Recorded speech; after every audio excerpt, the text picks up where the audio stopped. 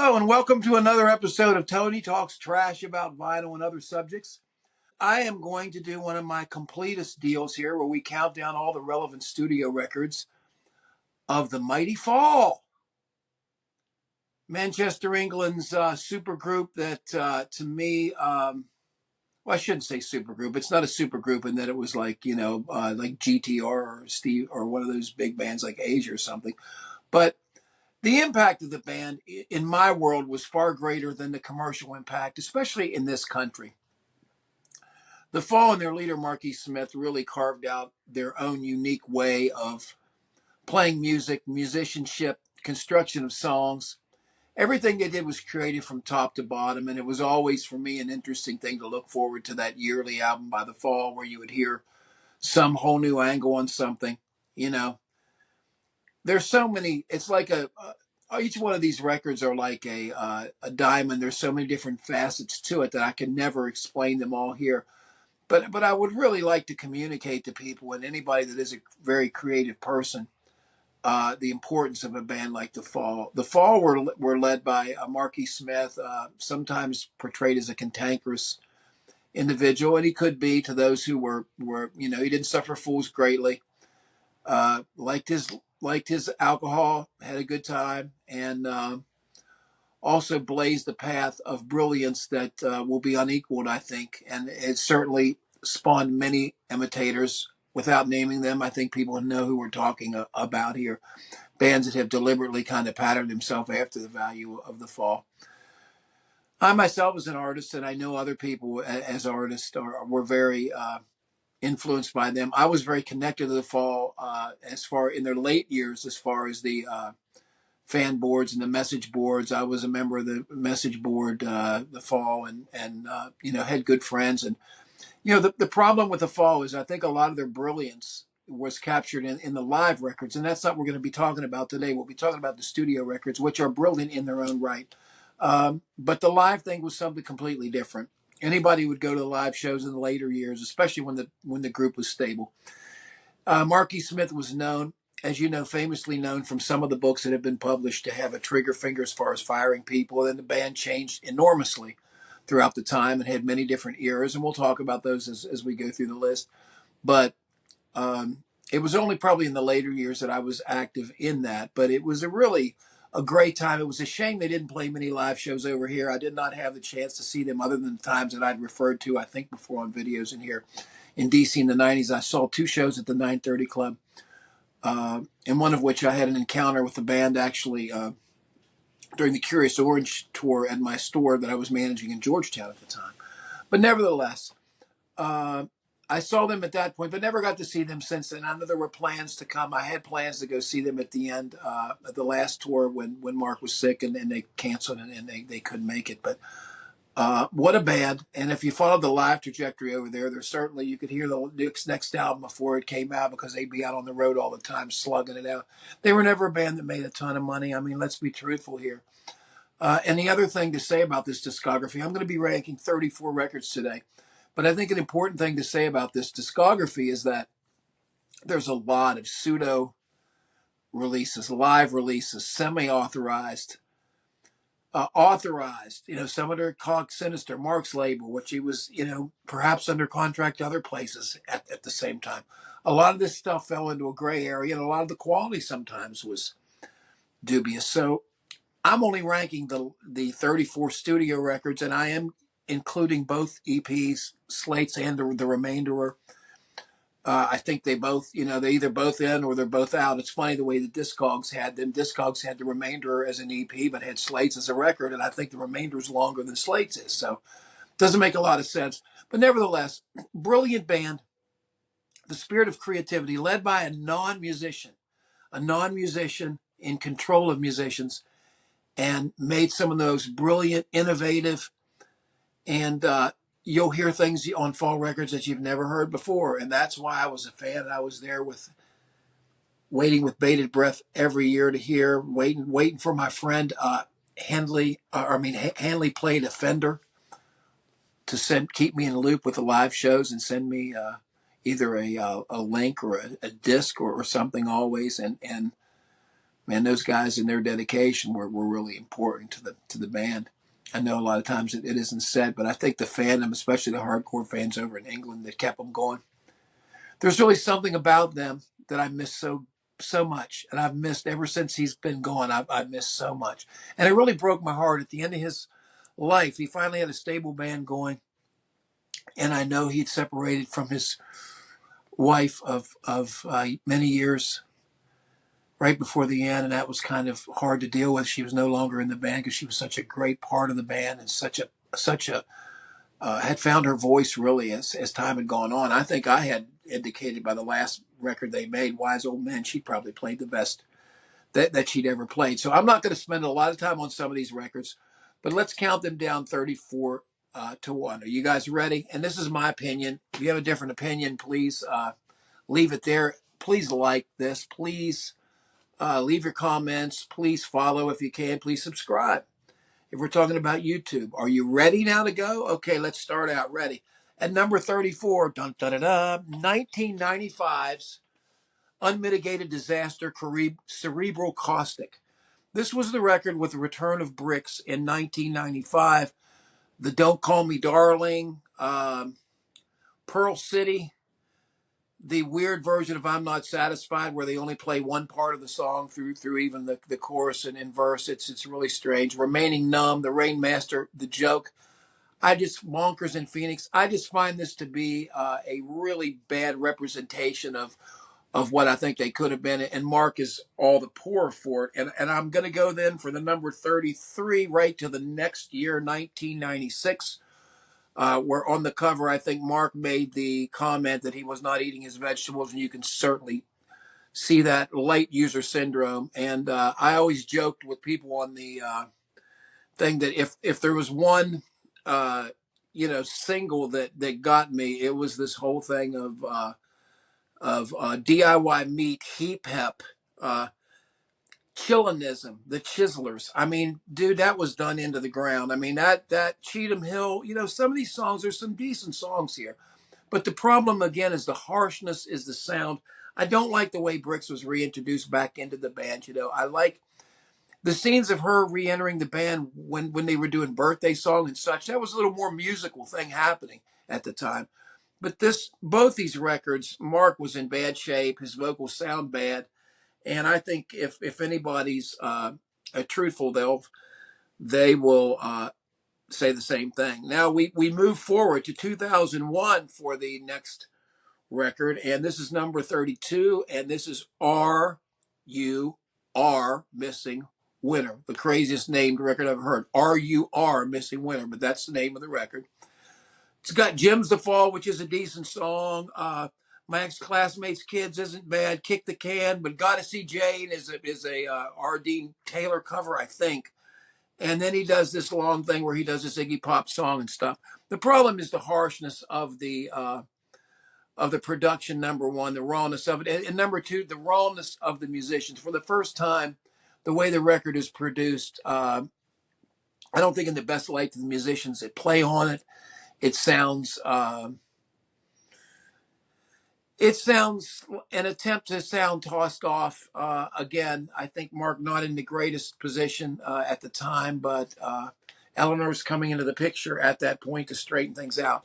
Next, we go to the very last record, number 31, 2017's released on 10-inch record right before the death, unfortunately, of our great leader here, Mark Smith. For New Facts Emerge. At that point, there was a new keyboard player in the band. There was a whole new vibe. Some of the songs are good ideas, but they end up, in my opinion, to not really be fully developed.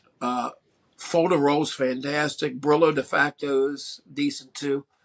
But Gibbous Gibson is a bit much, and 9 out of 10 just the one where the chords over and over. People tried to project this real heavy message from it, and maybe it was, but to me the raw nature of the musicianship and what's happening in it, to me, doesn't sound any more than something that somebody could hack out on their home little recorder. Maybe that was the idea. I just don't. As brilliant of a lyricist as Mark is, I I didn't see this as any grand statement going out. I was really disappointed. I was really disappointed in some of the live presentation before. Well, it was never really like that before. Let's go on to 1989, and kind of a quasi live record. In that you're talking, it's Seminole Live, and you've got the Squid song, and one side with that, and you have the other side, I believe, that's largely live stuff, which goes back to some of the earlier songs that they had included in there. But Seminole Live was the band with Bricks and Deadbeat Descendant, of course, live on there. I'm looking at this live version of 2x4. Squid Law, Mollusk and Tyro. It's okay, but it's really kind of to me, I always thought it was kind of a throwaway.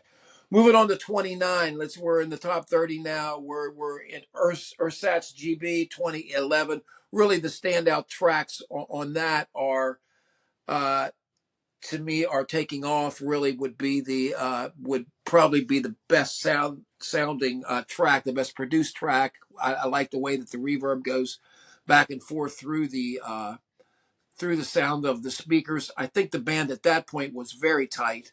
That was really that's the four-piece band. That's the band that, after all these books and all these documentaries came down, that he was the Sackmaster, so to speak. He fired everybody. Ironically, his last band was together pretty much unblemished until Eleanor left at the end for many, many, many years. And I really enjoy that era of the band. I think that era of the band is severely underrated. You might not know it from my ratings because some of the other stuff is so good.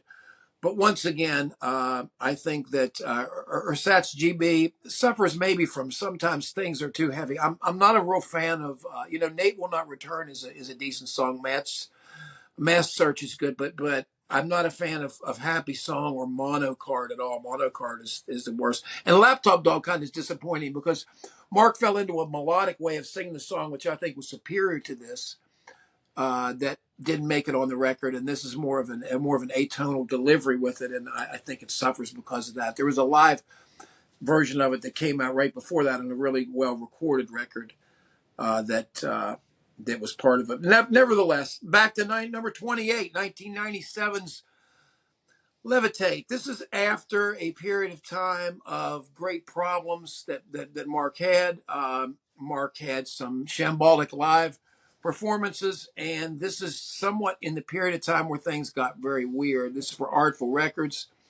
A lot of really reverb-laden mess of things. I'm not a fan of this. I'm a Dummy. The cover of I'm a Dummy is okay. Jap Kid is okay. Old Gang's decent.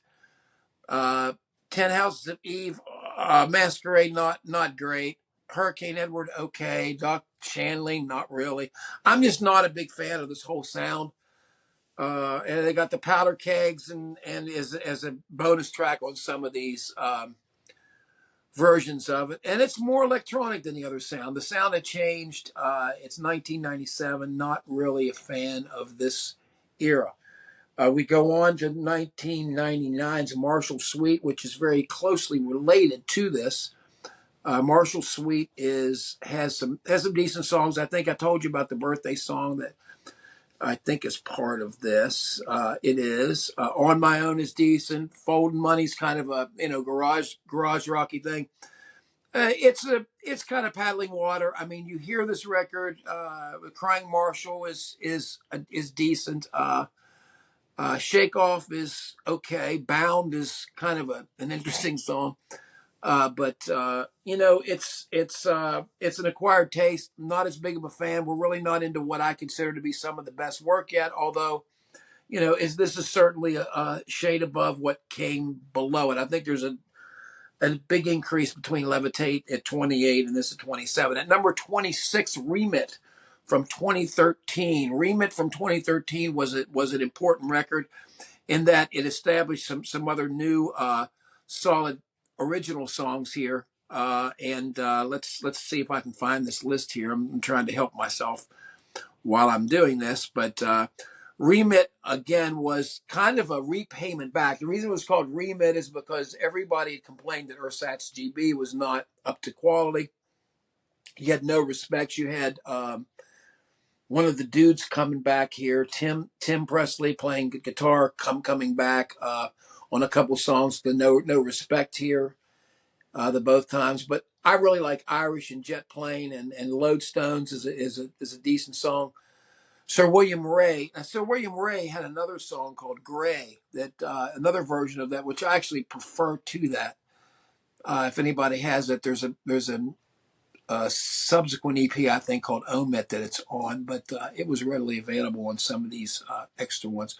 But I think Victrola Time single, I'm not really a fan of that so much, but Remit is a little bit better at 26. At 25, I'm going to have some people mad at me, but I'm going to come in with the unutterable. I have tried my entire life to be a fan of this record.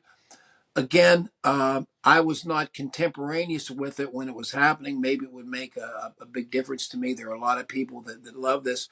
But something like Pumpkin Soup and Mashed Potatoes, I don't find charming. I find it's out of tune. The singing, I don't find it's great or it's cute. The Das Katner or whatever it is to start these songs with the industrial noise. I think they just turned on some stuff and whatever happened. But Two Librans, a great song. Dr. Buck's Letter, of course. Way Round, I always liked. But Midwatch, Hands Up Billy, not so much my thing. It's got a little bit of electronics like the Levitate period did, but it's a little bit less that way. We move now to number 24 with the 2015 Sublingual Tablet. It's really what I consider to be one of the last records that they did, and I think it had a decent presentation. It seemed to be decently promoted compared to some of the other records that the Fall had made beforehand. But I think the songs were strong, although, you had the Fiber Book Troll, and Quit iPhone, which were kind of these dropping the F-bomb. And this nice kind of, I don't know, krautrock influence, what you want to call it, but the auto chip thing, which was going on for a long period of time, was one of these rants about the English musicians and their in that, and it happened. It was decent. Kinder Spine, I think, brings Presley back again. I think he comes back. I think there may be on Black Roof as well. I like First One Today pretty well. Snazzy, I like too a whole lot, and I love Pledge. Pledge came. If you don't know what Pledge is about, there's a whole feature on when Mark had guested on this guy Ginger's record and Ginger the Wild Hearts record, and it came from that and his pledge that prevented Mark from doing certain things, and so he rewrote this song. But it's just unbelievable. I mean, it's one of the craziest things, one of the great ones. One of the festivals I saw, one of the festivals and playing it live, and it's just, you should see the crowds trying to get into it. It's just funny. I mean, it's just he's just putting in his way, in his own way of doing it. But he had them all revved up, and it did very well there. I mean, it was a huge hit. They got a huch ovation. I don't know if they'd ever heard it before, but probably not. Now we go down to 23, and we're at the Friends Experiment, 1988. So we're back a little bit earlier here. This is one of the ones that in the Bricks years that I felt was a little bit. I never was really crazy about this record. I know some people that like it a little better than other. The song "Friends," Carrie Bagman, Victoria, of course, the Kinks single, the cover of that. Bremen Noctis was also good. Then you got the Guest Informant, and I just don't find it as good. I find it a little bit leaning towards maybe some of the harsher sounds that would repeat later, Levitate, and some of the ones that were just not as musical. Although I don't find it, I find it a little bit more like experimental than maybe some of the ones, and maybe that's why. But I'm just not as big of that. You've got Marcia Schofield in there, and there's hardly any keyboards really on like the song "Friends" and stuff. You don't hear it, so it's just a weird usage of the band. And I also thought Ben Sinister was kind of like that too, but we'll talk about that later. Let's move on to number 22, their debut, Live at the Witch Trials. Of course, completely different here, repetition. All those songs that you heard early on with the early band and Two Steps Back, Future and Past, music scene and stuff. Frightened, No Christmas for John Case. junquays or whatever you want to say it, industrial state, just something different. You have to hear it here. Carl Burns on drums forever, and the early band raging and getting. I think Yvonne Pollitt was on this, so this is a completely different band. This in the very early days, and it has an energy to it that really carries it over the musical aspect to it. To number 21, we go to 1992's Code Selfish. Code Selfish was a record that was made at the end of a series for Cog Sinister Phonogram, essentially Mercury Records, who had Mark. At this time, Mark had a lot of success. There was a good bit of commercial success going around this time. Free Range, of course, is just a superb single. One of my favorite singles from the era, especially some of those remakes. Time Enough at Last, great. Everything Hurts, Two Faced, Married, Two Kids, Gentleman's Agreement. I mean, it's a strong record. I mean, we're getting into territory now where the records are starting to get better, and I'm very close to 4-star territory for me. If you're going to say 1 to 5 stars, yeah, this is probably where the 4 stars start. The next, I would go with number 20. We're in the top 20 now. We will go with the EP, The Remainderer. This record came out curiously, and really more than any record that I remember during the period of time that the quartet played at the very end. And when I'm talking about Peter Greenway and Dave Spur and Elena and Mark and Kieran drumming, of course. But I'm talking about that during that period of time. This record probably got less exposure than any other record that I knew. It was an odd one that came out. It wasn't really done around any sort of commercial feeling here. Let me see if I can find this here to pick out some of the names of the songs. I thought it was really strong. It's actually one of their better. I thought one of their better releases of the time. I remember the medallion on it.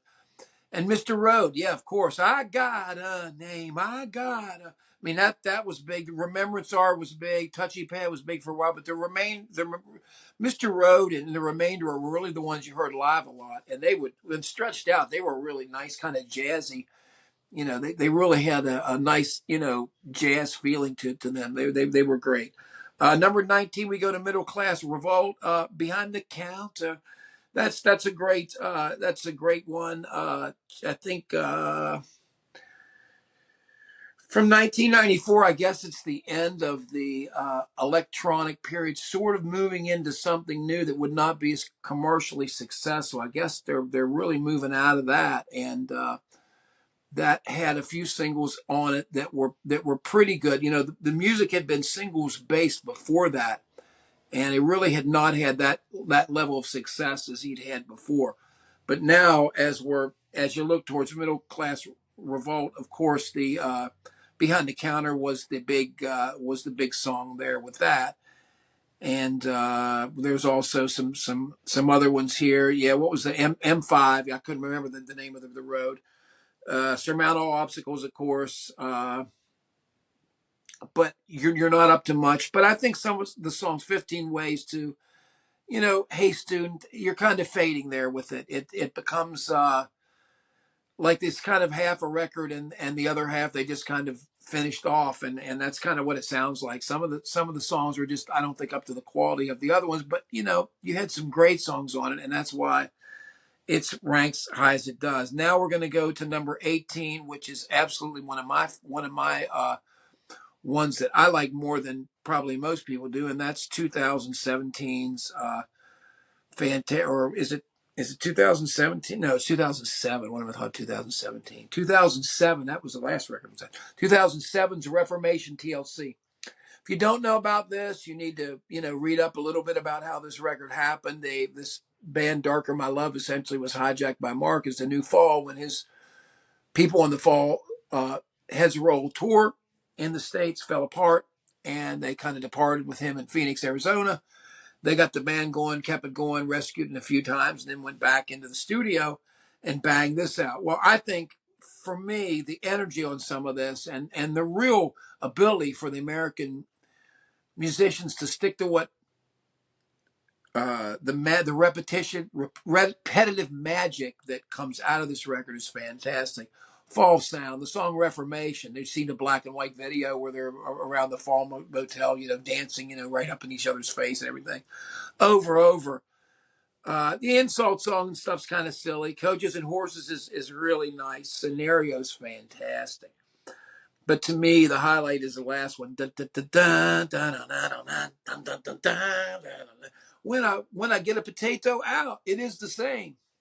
I'm talking about systematic abuse. It's just when I crossed the roundabout, it was the same. When I read the newspaper, it crumbles in my hands. I mean, the lyrics on this record are, I think they're fantastic. I think that's the one aspect about the fall that if you're not appreciative of Mark and what he's trying to say with the words, and you really miss out on it. People think because somebody's not singing that it's not, in the standard way they know, but they don't understand that this is every bit as rich or even richer than that because of the depth of the words, the way he makes you feel. You hear in some of the fall documentaries, he makes you feel about things differently. I kind of feel differently, but I think he kind of makes you appreciate things that you wouldn't normally appreciate. And that's something, given his cantankerous reputation, you wouldn't associate with somebody like that. But in that way, he's kind of most understanding and gentle kind of artist you can have. I don't want to run this too long, so let's get to number 17, Shift Work, 1991, Shift Work. A lot of people do not like this record. This record was I've heard some people call it SHIT work. Not to me. I like Shift Work. I think Shift Work I kind of agree with Henry Rollins. I know Henry Rollins just talked about the 3 records, Extricate, Shift Work, and Code Selfish as being kind of related as one building on the others. Idiot Joy Showland, of course, they had a live record of that. Edinburgh Man, you've heard that. Book of Lies with the guy singing off the violin player singing off key. That's a good one. Shift Work's good. You haven't found it yet. It's fantastic. But, of course, the mixer. And there's a great version of that they play later with Bricks back in the band. A lot of wind. Yeah, I like this record. There's side 1, Earth's Impossible Day. Side 2, Notebooks Out Plagiarists. I'm telling you. I miss the man. 1917, Shift Work, 1991. Number 16, what I consider to be one of the highlights of the quartet band at the end. 2008's brilliant Imperial Wax Solvent. This record, in my opinion, came from nowhere. I was not expecting anything like this when this record came out. I was actually thinking that you're wondering what's going to happen, and instead of the dudes, in pops this new band with Dave Spur, Peter Greenway, Kieran playing drums, and Kieran Melling. I couldn't remember his last name, but Elena Palu on keyboards really coming to the front.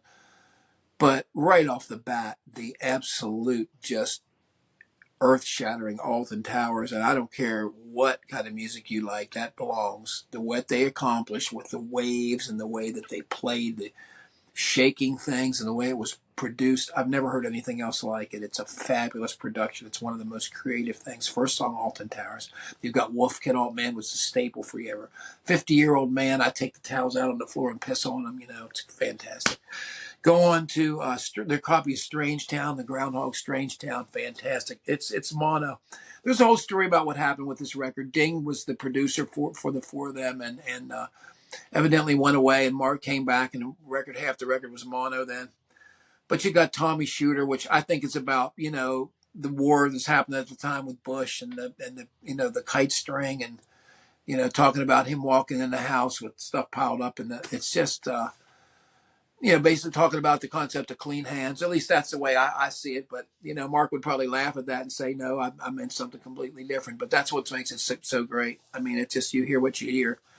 Exploding Chimney, Senior Twilight, Tommy Shooter, fantastic. Love the record, love the band. And let's move on to number 15, 1986, Bend Sinister. Bend Sinister is an interesting record, in that it was one of these that really left me at the end. There's both those records, I really would say, friends, and that both made me feel like they could have been better records, because I guess when you're looking at these, you're comparing. And of course, you got the Mr. Pharmacist, which to me, that's maybe the letdown of it. It was a centerpiece of this, and it wasn't their song really. Shoulder pads was a kind of overdone. That Dr. Faustus is good. Terry Waite says, it's okay. I'm not as big of a fan of some of the other ones. Some of the more industrial sounding ones there, the Gross Chapel, British Grenadiers. I'm just not a big. It's okay, but I don't put that at the top of the list. Some people do. I guess that's the difference between who puts this higher than what it does. But I love the band. Think the band's really really good, and it's got the this core of the band. Really, Hanley's still playing bass, and so as long as Hanley's was playing bass, things were okay with that. Now we go to number 14, and what I think is going to be the highest record I'm going to rate from the new band, and that's going to be Domino's record "Your Future Our Clutter" from 2010, which to me is a spectacular record. I think from the beginning, I think there were some complaints because they said they had a record every year, and I think Domino had kind of slowed them down. But Your Future Our Clutter here from what was that 2008 to 2010, so there was 1 year off. But you've got Bury, which is a fantastic. He's talking about recording with a chain around the neck. Well, what they literally did was put a microphone in the neck. So at the beginning of the single, that's what you're hearing. You're hearing him walking around, and they're recording it through this chain through his neck. And then it opens up. You can hear the mix open up. But that's what he's talking about. That Mexico Wax Saldman. Great commentary. Cowboy George, Hot Cake, my favorite, Slippy Floor. There's a lot of people don't like Slippy Floor. They think it's they think it's a little bit raucous. I like when he has the bowling sound, when the bowling pin sound comes in, to add to the cacophony, and then he does it all over me and like that Elvis thing at the end. To me, that's funny. It's about him slipping and falling. But I think you've got like really one of the great works of all that he's ever done, and that's Chino. I think Chino is a really special song here. What was captured, the panic. You're talking about a guy that's in the hospital that's not sure what's going on and feels the medication's fucking with him, and this is what you get. And this is intense song, and I think it's a work of art and will be among his finest works. If I was to put together a 2 or 3 CD thing of what he did, Chino would clearly be on there. So that's what we got for Your Future Our Clutter, number 14. At number 13, we've got Fall, Heads Roll. And unfortunately, I told you about the tour, about the band, the British band he had before that. It's a big shame because that was a fantastic tour, fantastic band. You've got the What Pacifying Joint, What About Us, which is fantastic. They did some kick-ass Appeal sessions there at the time. And by the way, I'll talk about that now. Appeal sessions box is really what we need to see, guys. So we need to put a petition together to tell people that the 1,000 of us here will buy the Appeal session on vinyl. Greg got the CD set. It's absolutely as essential as anything that you have here. But you've got the Midnight in Aspen and that whole bit about them going to see the crazy guy up in Aspen, and then they're talking about that the bullets shooting up to the sky and that they're bouncing back and stuff. And of course, the classic Blindness again, one of the great recordings and one of the great lyrics of all time, and really of him, and became a classic. I love Class Bands. I like Early Days. I Can Hear the Grass Grow cover too. So I mean that's another great stuff. And so let's move on here. I'm spending more time, but let's move on to the next one, which will be number 12, Extricate. This was after the exit of Bricks from the band. The whole band was new. He turned back to I forget the guy's name, the old guitar player in his banjo. You can put that up here on the screen. That replaced Bricks, and they delivered a solid record that did very very well in the charts. Did very well for one of the first ones for Phonogram, and had done well. Bill is Dead, of course, being a classic, and talking about the lines on his face. Boy, can I relate to that. Telephone thing, of course, Chicago Now, Hillary, Popcorn double feature. I mean, it's really full of hits. I'm not particularly happy about the Frank thing. A lot of people like that. I don't think it has anything to do with Frank's Zappa. It's really, I hate that flute thing. But anyway, that's extricated number 12. Number 11 is 1982's Room to Live. 1982's Room to Live is the ugly sister of Hex Induction Hour, which is out on Camera Records as well. Marquis Cha-Cha, I think some of his production sounds funny. Solicitor in Studio, Papal Visit, or really the second side really is kind of where it goes downhill. Joker, Hysterical Face, okay. Hard Life in the Country, okay. Room to Live, a little less as it goes on, and that's what happens. And this record really never changed from that. It's really interesting that it's such an old record and it really never grew on people that much. But it's always kind of been in a similar position. There's some people that actually put this lower. Let's get into dun-dun-dun-dun. We're ready for the top 10. Here comes probably a surprise for some people.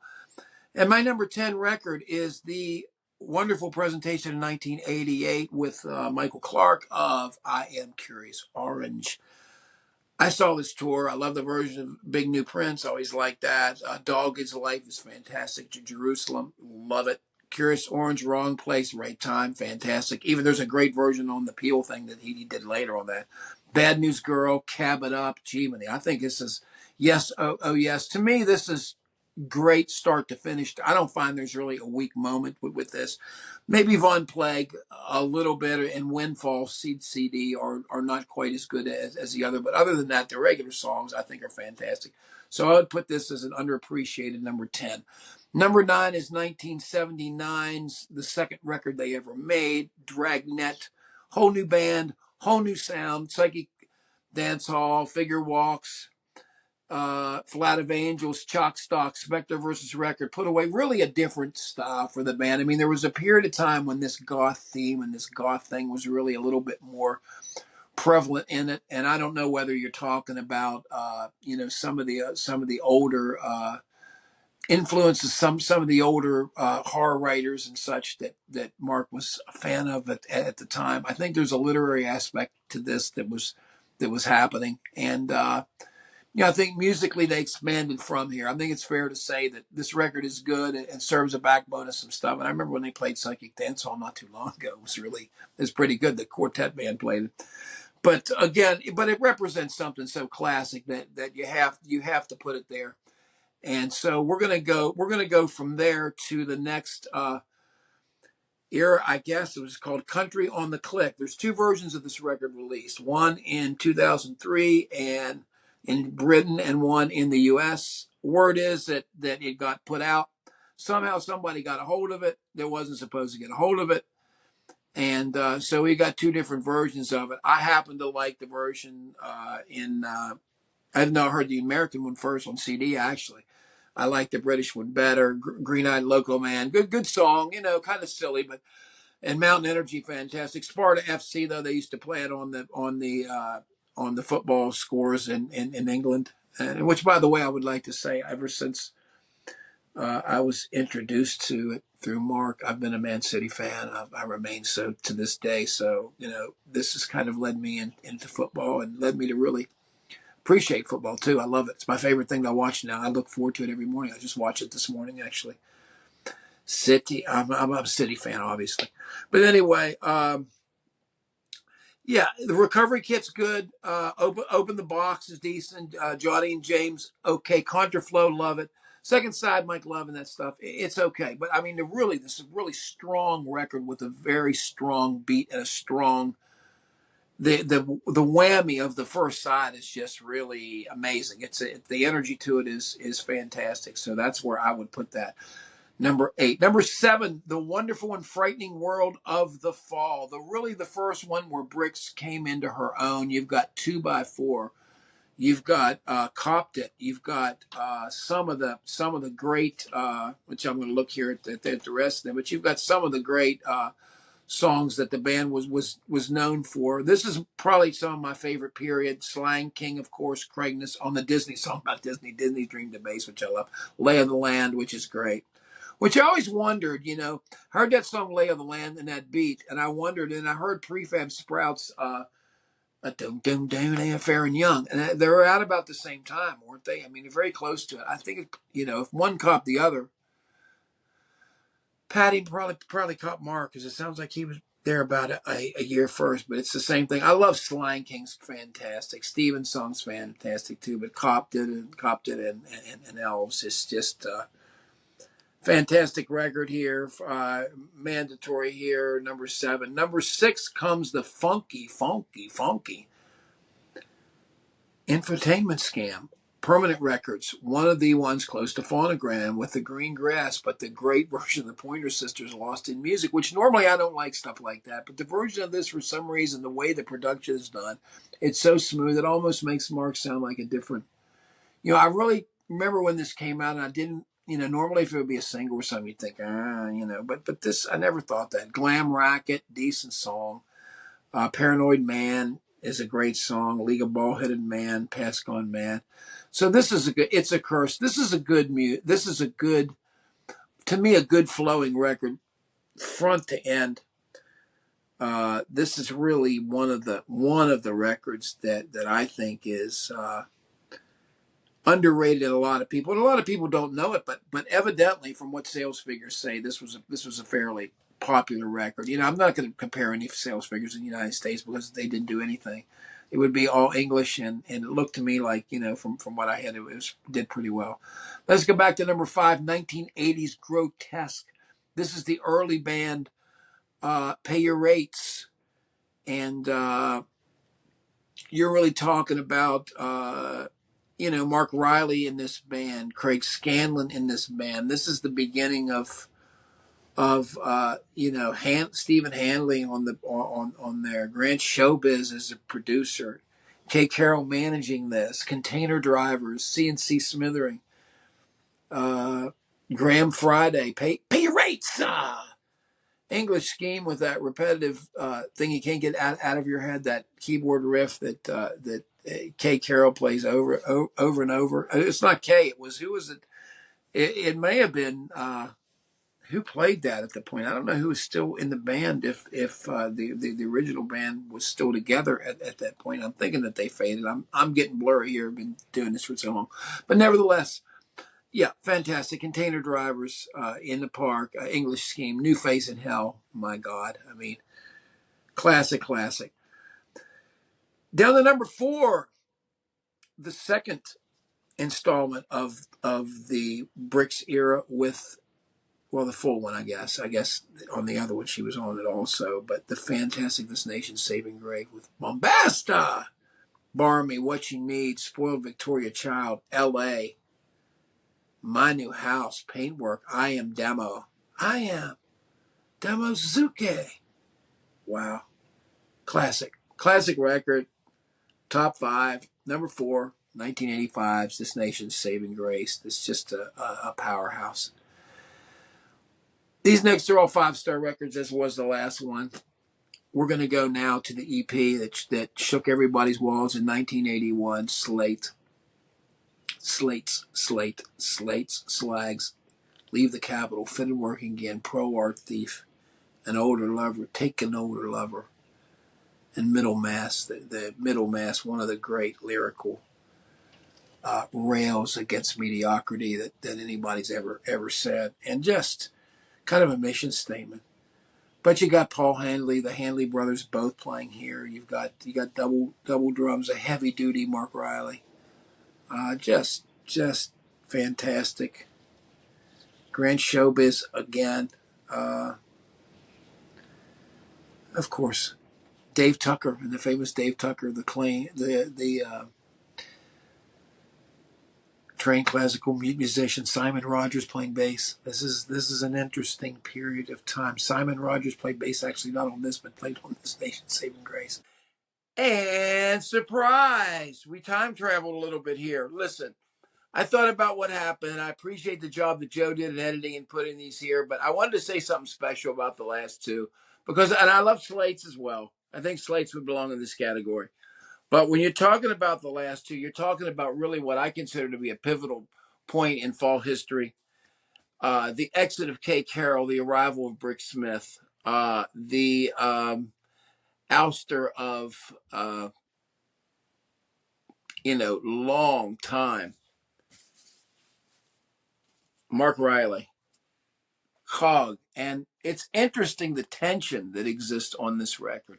And yes, if you're wondering, this is an original camera and I paid for it and you're not going to get it. This is mine. Somebody has to find another one here. And no, they don't sound great. The vinyl on them aren't fantastic. I have the record over there somewhere. I kept it away from here. But anyway, I have the cover. And this is really, you can just tell by this. It's 1 hour. It puts 1 hour on the outside. And it is a long record.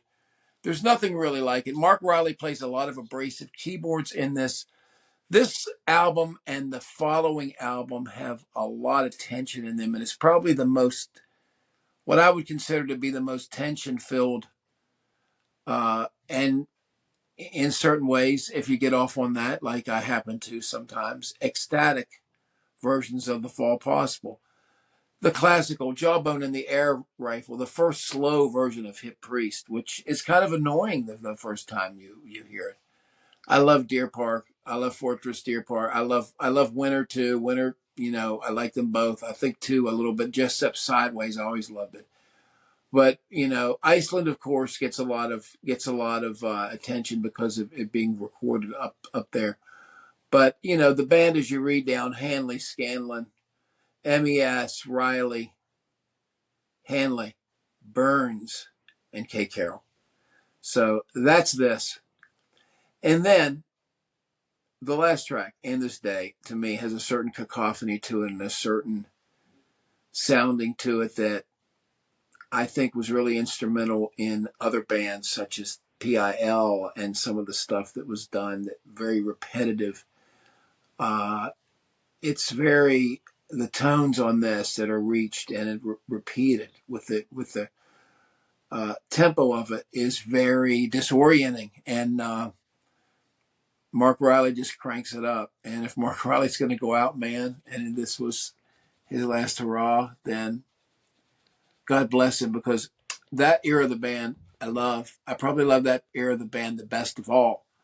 But ironically, it's when on the next tour, Brick Smith arrives and you have Perverted by Language, which is my number one favorite fall record. And I know it's probably not going to be as popular with some people.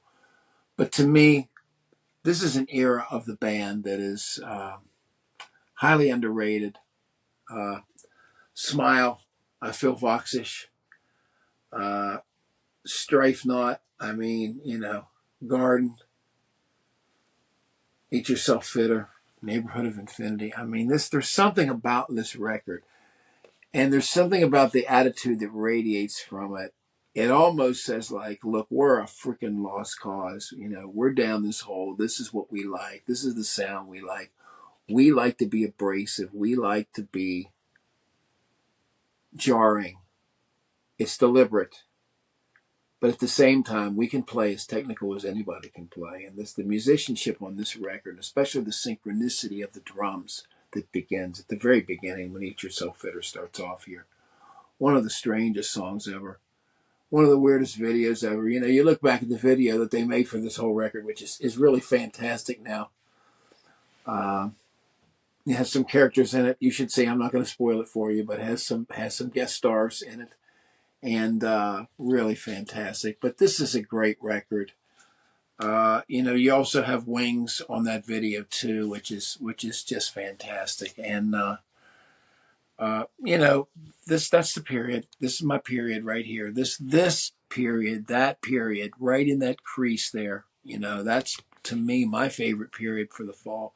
And I think a lot of it has to do with what you had when you were growing up. I had this one, I remember, on a cassette, and I played the hell out of it in my car. And I think the rapidity of that had something to do with it. Same thing with Hex. I had Hex on cassette also. I used to manage a store, a Penguin Feather store, which was a couple Penguin Feather stores, music stores, record stores. Some of them were in Virginia, and then the one that I ended up at the end was in Washington, D.C. on M Street there in Georgetown for years.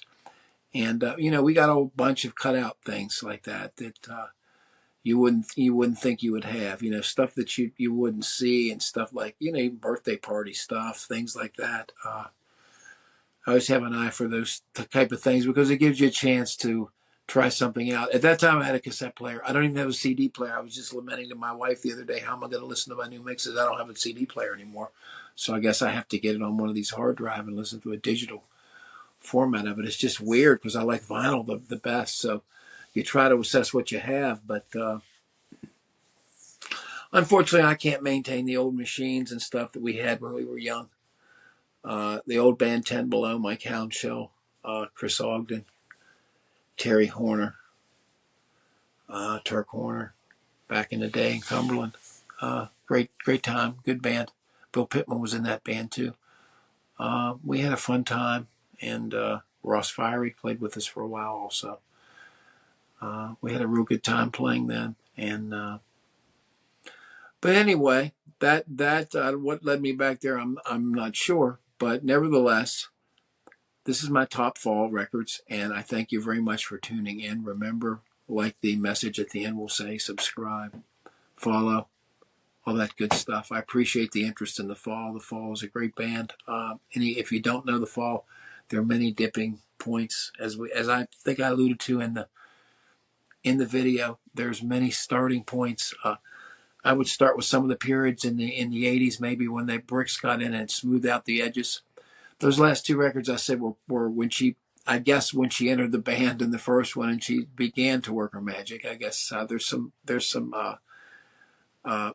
parts of her in the first record, but it really comes more to the fore. Once the wonderful and frightening world of the Fall comes in, following that, and This Nation's Saving Grace, that's when it really took off. That's when they were the most popular, and that's when Bricks probably had the most influence on them.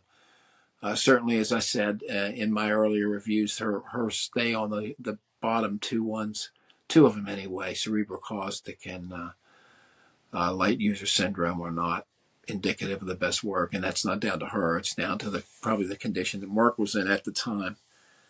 But still, nevertheless, some good stuff. But I still remember, again, see, I'm just haunted by it. Chiselers. I just. I remember there was all these chillinism and all this stuff. Oh my God. But anyway, let's not talk about that. Let's celebrate the mighty Fall. Let's celebrate the great Marky Smith. I miss him every day. Everybody listening to this, thank you very much and have a good day.